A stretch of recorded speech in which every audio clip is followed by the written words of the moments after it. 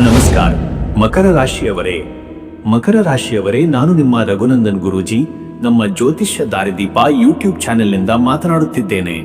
ಇಂದಿನ ಮಾತು 2025 ನವರಾತ್ರಿಯಲ್ಲಿ ಮಕರ ರಾಶಿಯವರಿಗೆ ದೊರೆಯುವ ಫಲ, ದೇವಿಯ ಅನುಗ್ರಹ, ಪ್ರತಿದಿನದ ಆರಾಧನೆ, ಬಣ್ಣ, ನೈವೇದ್ಯ ಮತ್ತು ಆಧ್ಯಾತ್ಮಿಕ ಸಂದೇಶಗಳ ಬಗ್ಗೆ ನೀವು ಮನಸ್ಸಿಟ್ಟು ಕೇಳಿ. ಕೊನೆಯಲ್ಲಿ ನಮ್ಮ ಚಾನೆಲ್ಗೆ ಸಬ್ಸ್ಕ್ರೈಬ್ ಮಾಡಿ, ಲೈಕ್ ಮಾಡಿ, ನಿಮ್ಮ ಬಂಧು ಮಿತ್ರರಿಗೆ ಹಂಚಿಕೊಳ್ಳಿ.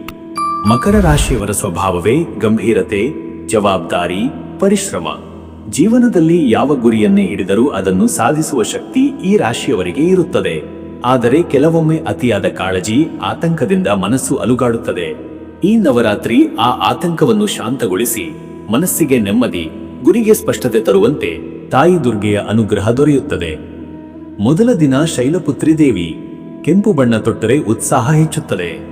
ಅಕ್ಕಿ ಕೆಂಪು ಹೂ ಅರ್ಪಿಸಿದರೆ ಕಾರ್ಯಗಳಲ್ಲಿ ಹೊಸ ಬೆಳಕು ಮೂಡುತ್ತದೆ. ಎರಡನೇ ದಿನ ಬ್ರಹ್ಮಚಾರಿಣಿ ದೇವಿ. ಬಿಳಿ ಬಣ್ಣ ತೊಟ್ಟರೆ ತಾಳ್ಮೆ ಹೆಚ್ಚುತ್ತದೆ. ಹಾಲು, ಸಕ್ಕರೆ ಅರ್ಪಿಸಿದರೆ ಅಜಾಗರೂಕತೆಯ ಕಳವಳ ದೂರವಾಗುತ್ತದೆ. ಮೂರನೇ ದಿನ ಚಂದ್ರಘಂಟೆ ದೇವಿ. ಹಳದಿ ಬಣ್ಣ ತೊಟ್ಟರೆ ಧೈರ್ಯ ಬಲವಾಗುತ್ತದೆ. ಬಾಳೆಹಣ್ಣು, ತುಪ್ಪ ಅರ್ಪಿಸಿದರೆ ಅಜ್ಞಾತ ಭಯಗಳು ದೂರವಾಗುತ್ತವೆ. ನಾಲ್ಕನೇ ದಿನ ಕುಷ್ಮಾಂಡ ದೇವಿ. ಹಸಿರು ಬಣ್ಣ ತೊಟ್ಟರೆ ಆರೋಗ್ಯ ಬಲವಾಗುತ್ತದೆ. ಹಸಿರು ಹೂ, ಬೆಲ್ಲ ಅರ್ಪಿಸಿದರೆ ಮನಸ್ಸಿಗೆ ಚೈತನ್ಯ ಬರುತ್ತದೆ. ಐದನೇ ದಿನ ಸ್ಕಂದಮಾತೆ ದೇವಿ. ಹಗುರ ಬಣ್ಣ ತೊಟ್ಟರೆ ಮನೆಯ ಶಾಂತಿ ಹೆಚ್ಚುತ್ತದೆ. ಹಾಲು, ಹಣ್ಣು ಅರ್ಪಿಸಿದರೆ ಮಕ್ಕಳ ಭವಿಷ್ಯ ಉತ್ತಮವಾಗುತ್ತದೆ. ಆರನೇ ದಿನ ಕಾತ್ಯಾಯಿನಿ ದೇವಿ. ಗುಲಾಬಿ ಬಣ್ಣ ತೊಟ್ಟರೆ ದಾಂಪತ್ಯದಲ್ಲಿ ಪ್ರೀತಿ ಬೆಳೆಯುತ್ತದೆ. ಗುಲಾಬಿ ಹೂ, ಜೀನು, ಬೆಲ್ಲ ಅರ್ಪಿಸಿದರೆ ಸಂಬಂಧ ಗಾಢವಾಗುತ್ತದೆ. ಏಳನೇ ದಿನ ಕಾಳರಾತ್ರಿ ದೇವಿ. ನೀಲಿ ಬಣ್ಣ ತೊಟ್ಟರೆ ಶತ್ರುಗಳಿಂದ ರಕ್ಷಣೆ ದೊರೆಯುತ್ತದೆ. ಎಳ್ಳು, ಕಪ್ಪು ಹೂ ಅರ್ಪಿಸಿದರೆ ಧೈರ್ಯ, ಆತ್ಮವಿಶ್ವಾಸ ಹೆಚ್ಚುತ್ತದೆ. ಎಂಟನೇ ದಿನ ಮಹಾಗೌರಿ ದೇವಿ. ಬಿಳಿ ಬಣ್ಣ ತೊಟ್ಟರೆ ಮನಸ್ಸಿಗೆ ಶುದ್ಧತೆ ಬರುತ್ತದೆ. ತೆಂಗಿನಕಾಯಿ, ಹಾಲು, ಬಿಳಿ ಹೂ ಅರ್ಪಿಸಿದರೆ ದೀರ್ಘಾಯುಷ್ಯ ದೊರೆಯುತ್ತದೆ. ಒಂಬತ್ತನೇ ದಿನ ಸಿದ್ಧಿದಾತ್ರಿಯ ಆರಾಧನೆ. ನೇರಳೆ ಬಣ್ಣ ತೊಟ್ಟರೆ ಸಾಧನೆ, ಯಶಸ್ಸು ಬರುತ್ತದೆ.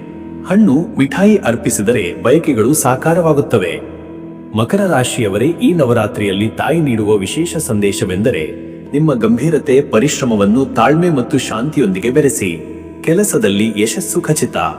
ಬೆಳಿಗ್ಗೆ ದೀಪ ಹಚ್ಚಿ, ಅಮ್ಮ ನನ್ನ ಪರಿಶ್ರಮಕ್ಕೆ ಫಲ ನೀಡಿ, ನನ್ನ ಮನಸ್ಸಿಗೆ ನೆಮ್ಮದಿ ನೀಡಿ ಎಂದು ಪ್ರಾರ್ಥಿಸಿ. ಸಂಜೆ ಓಂ ದುಂ ದುರ್ಗಾಯೇ ನಮಃ ಮಂತ್ರವನ್ನು ಪಠಿಸಿದರೆ ಆತಂಕಗಳು ದೂರವಾಗುತ್ತವೆ. ಆರ್ಥಿಕವಾಗಿ ಈ ದಿನಗಳು ಸ್ಥಿರತೆ ತರಲಿವೆ. ಹೂಡಿಕೆಗಳಲ್ಲಿ ಎಚ್ಚರಿಕೆ ಅಗತ್ಯ. ಕೆಂಪು ಅಥವಾ ಹಸಿರು ಹೂ ಅರ್ಪಿಸಿದರೆ ಆರ್ಥಿಕ ಸ್ಥಿರತೆ ಹೆಚ್ಚುತ್ತದೆ. ಕುಟುಂಬದಲ್ಲಿ ಹಿರಿಯರ ಮಾತು ಕೇಳಿ ಕೋಪ ತೋರಿಸಬೇಡಿ. ದಾಂಪತ್ಯದಲ್ಲಿ ಪ್ರೀತಿ, ಸಮಾಧಾನ ಹೆಚ್ಚಿಸಲು ಪ್ರಯತ್ನಿಸಿ. ಮಕ್ಕಳಿಗೆ ತಾಯಿ ದುರ್ಗೆಯ ಕಥೆ ಹೇಳಿ ಅವರ ಮನಸ್ಸಿಗೆ ಧೈರ್ಯ ತುಂಬಿ. ಸಾಮಾಜಿಕ ಸೇವೆಯಲ್ಲಿ ಭಾಗವಹಿಸಿದರೆ ತಾಯಿ ಆಶೀರ್ವಾದ ಹೆಚ್ಚಾಗುತ್ತದೆ. ಬಡವರಿಗೆ ಅನ್ನ, ಬಟ್ಟೆ ಕೊಟ್ಟರೆ ಮನೆಗೆ ಐಶ್ವರ್ಯ ಬರುತ್ತದೆ. ಆಧ್ಯಾತ್ಮಿಕವಾಗಿ ಭಜನೆ, ಧ್ಯಾನ, ಪಠಣಗಳಲ್ಲಿ ಪಾಲ್ಗೊಂಡರೆ ಮನಸ್ಸಿಗೆ ಶಾಂತಿ, ಆತ್ಮವಿಶ್ವಾಸ ಹೆಚ್ಚುತ್ತದೆ.